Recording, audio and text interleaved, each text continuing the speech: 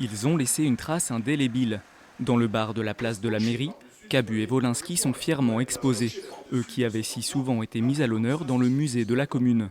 Jean de Cazuc était encore maire lorsqu'il a aidé Cabu à dessiner cette affiche. On l'a fait chez lui, on était accroupis par terre dans son appartement, il y avait la partie de madame et la partie de monsieur. Chez lui, c'était le fouillis un petit peu, on était sur des tapis, et il me dit à Paris, voilà, à Paris. Et il me dit, qu'est-ce qu'on fait, etc. Donc il a trouvé cette idée de l'Île-sur-Tarn contre la crise.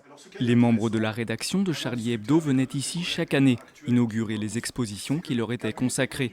La nouvelle de leur assassinat, le 7 janvier 2015, avait profondément touché les habitants. Cette question, est-ce qu'on peut rire de tout? C'est une question qui était quotidienne de tous les instants dans leurs discussions.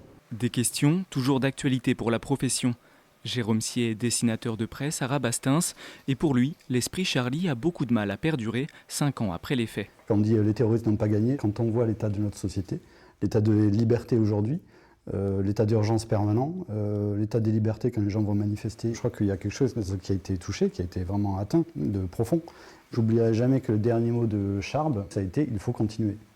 Donc je crois que chacun, à notre manière, on essaie de continuer et le combat de Charlie, et en tout cas le combat de la liberté d'expression en général. Continuer, Charlie Hebdo l'a fait. Malgré une baisse des ventes, le journal satirique tient bon et s'écoule chaque semaine à près de 60 000 exemplaires.